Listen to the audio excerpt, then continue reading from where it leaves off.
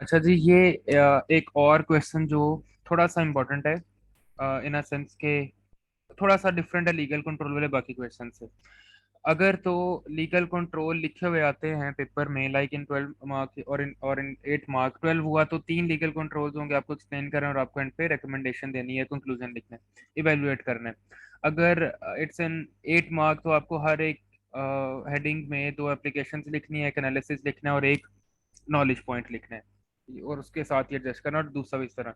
देखें, ये क्वेश्चन है, आपने ना कुछ भी नहीं करना, तीन बस अभी जो बातें बता रहा हूँ सिर्फ वो याद रख लेनी है। शॉर्ट टॉपिक है, इतनी मुश्किल परेशानी वाली बात नहीं है।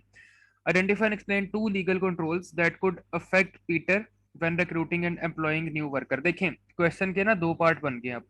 2 पार्ट किस तरह कि, एक उन्होंने कहा है पहले तो आपने लीगल कंट्रोल्स को आइडेंटिफाई करना है, बताना है कि कौन से, यहाँ पे उन्होंने आपको दिया नहीं है, गिवन नहीं है कि कौन से लीगल कंट्रोल एक्सप्लेन करें। उन्होंने कहा है पहले तो 2 लीगल कंट्रोल जो अफेक्ट करेंगे पीटर को, 2 लीगल कंट्रोल को आइडेंटिफाई करें। फिर उन्होंने कहा है that could affect Peter when recruiting and employing worker, यानी आपके जो 2 लीगल कंट्रोल आप लोग लिखने जा रहे हैं ना, वो वर्कर्स के साथ एसोसिएटेड होने चाहिए लाजमी। अब एक और बात समझ लें, अगर, अब देखें, लीगल कंट्रोल की ना कोई एज सच उस तरह से फैक्टर्स नहीं है कि बस यही है, इसके अलावा कोई नहीं हो सकता और आपको याद करना, लाइक अगर वर्कर्स के हैं तो लीगल कंट्रोल कुछ ही हैं, 5-6 जो आपको याद करने, नहीं। आपके पास फ्रीडम है, इतना, इतनी इंडिपेंडेंस जरूर है पेपर के अंदर कि आप लीगल कंट्रोल को अपनी मर्जी का कोई पॉइंट लेकिन रेलेवेंट हो उसको लिख दें, ठीक है। ये शॉर्टकट है, वैसे तो आपको याद तो होना ही चाहिए, लेकिन अगर नहीं मौके पे याद आता तो आपने करना। यहाँ पे जैसे बात किया ना रिक्रूटिंग एंड एम्प्लॉइंग वर्कर्स, अब लीगल कंट्रोल और एथिक्स वाला जो टॉपिक था जो मैंने आपको करवाया हुआ है, उसको आपने ना माइंड में रखना है, एथिकल, बीइंग एथिकल वाले टॉपिक को भी, क्योंकि वो सिमिलर है यहाँ से। अब आपने 2 लीगल कंट्रोल को आइडेंटिफाई करना है जब आप वर्कर्स को रिक्रूट और एम्प्लॉय, अब 2 पार्ट हैं, देखिए रिक्रूट भी लिखा हुआ है, एम्प्लॉइंग भी लिखा हुआ है, तो आपका मतलब कि आपके पास थोड़ी सी यहाँ पे आज़ादी आ गई कि आप अपनी मर्जी के लीगल कंट्रोल चलें। डायरेक्टली चलते हैं मार्किंग स्कीम के ऊपर कि कौन से पॉइंट आते हैं, ये देखिए, बिल्कुल सिंपल। पहला लीगल कंट्रोल उन्होंने कहा है पे मिनिमम वेज वेज, कि जब आप पीटर जो है जब रिक्रूट और एम्प्लॉय कर रहा है ना, तो उसको माइंड में रखना है कि जो मिनिमम वेज है वो उसको अफेक्ट करेगी उसके बिजनेस को। तो पेइंग मिनिमम वेज जो है वो एक लीगल कंट्रोल है, और ये तो आप सबको पता ही होगा कि हम इसको शुरू से पढ़ते आ रहे हैं कि मिनिमम वेज एक लॉ भी होता है गवर्नमेंट की तरफ से, डिफरेंट कंट्रीज की गवर्नमेंट सेट करती हैं, तो ये जाहिर है लीगल कंट्रोल है एक, और हर बिजनेस को फॉलो करना पड़ता है। एक इसका इंडिकेटिव रिस्पॉन्स का देख लें कि लिखना किस तरह, जाहिर है 8 मार्क है ना, तो 2 एप्लीकेशन लिखनी है इसके अंदर। पहले उन्होंने कहा it is important to pay at least minimum wage, ठीक है, यानी आपने आइडेंटिफाई किया कि it is important to pay at least minimum wage set by the government और the owner will be prosecuted, आप लिखें और the owner will be fined, या फिर विल बी गिवन पनिशमेंट, इस तरह से आप कर सकते हैं। तो आपने देखें उसका कॉन्सेप्ट क्लियर कर देना है कि मिनिमम वेज जो गवर्नमेंट ने सेट किया, क्योंकि गवर्नमेंट लीगल कंट्रोल सेट करती है, गवर्नमेंट बताती है कि आपने क्या करना है, उसको आप फॉलो करें और पे करें।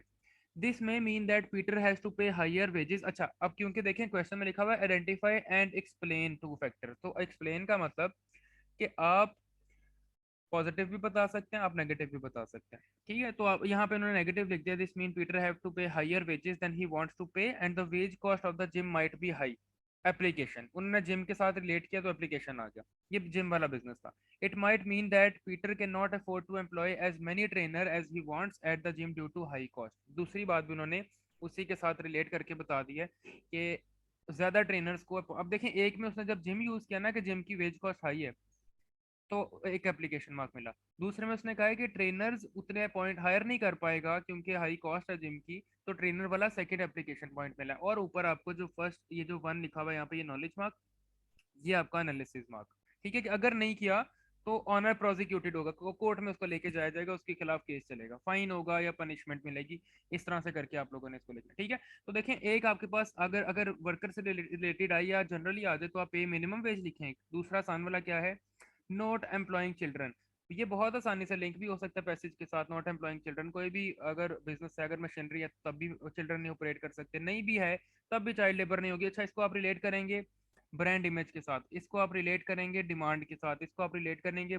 कस्टमर लॉयल्टी के साथ। जाहिर है अगर आप चिल्ड्रन को एम्प्लॉय कर रहे हैं और आप लीगल कंट्रोल को फॉलो नहीं कर रहे, आप एथिकल वे में नहीं बिजनेस के ऑपरेशन चला रहे, तो लोगों की नज़र में आपके बिजनेस की रेप्यूट जो है, अच्छा रेपुटेशन, ब्रांड इमेज, का वर्ड आप यूज कर सकते हैं, बार बार यूज कर सकते हैं, तो इसकी रिप्यूट खराब होगी बिजनेस की, ठीक है, ब्रांड इमेज नेगेटिवली अफेक्ट होगी, जिसकी वजह से बिजनेस विल लूज सेल्स और हेंस रेवेन्यूज या प्रॉफिट्स विल बी लो, या will lose customer and then profits या रेवेन्यूज विल बी लो। अब देखें, आपने देखा, मैंने कहा है लीगल कंट्रोल है पे मिनिमम वेज, एक है नॉट एम्प्लॉइंग चिल्ड्रन, एक है नंबर ऑफ आवर्स वर्क में हैव अ मैक्सिमम लिमिट, ये आसान वाला है, नो अनफेयर डिसमिसल के बिला वजह वर्कर को नहीं निकालें। दूसरा है जी ensure a safe working environment, most important, ये बहुत बहुत इंपॉर्टेंट है और आसान भी है, हेल्थ एंड सेफ्टी लॉज और ensure a safe working environment हर बिजनेस के साथ, प्रोडक्शन बिजनेस के साथ, पर्टिकुलरली मैन्युफैक्चरिंग बिजनेस के साथ रिलेट कर सकता है। आप ये बातें माइंड में रखें, minimum wage, not employing child labour, minimum wage, health and safety law और अनफेयर डिसमिसल, ये चार बातें आपने याद रखनी है। और इसके अंदर से इंशाल्लाह अगर अगर लीगल कंट्रोल लिखा नहीं, वैसे उम्मीद है लिखा हुआ आएगा, आपने इसको एक्सप्लेन करना है। और एप्लीकेशन आप जरूर फोकस करें, पेपर में एप्लीकेशन आपकी बहुत अच्छी लिखी हो, और कोई घबराने की जरूरत नहीं है, ऐसा नहीं है कि एप्लीकेशन बनेगी नहीं, जरूर बनेगी, पैसेज में से निकलेगी। उसके साथ ही अपनी एनालिसिस को भी मिक्स करें और आपके पॉइंट जो है वो पूरे हो जाएंगे। तो ये एक इंपॉर्टेंट मुझे लगा, लीगल कंट्रोल है तो इसको ज़रूर वीडियो को देख जाएं, सुन जाएं इंशाल्लाह। बाकी बेस्ट ऑफ लक, अल्लाह बेहतर करेंगे पेपर में भी।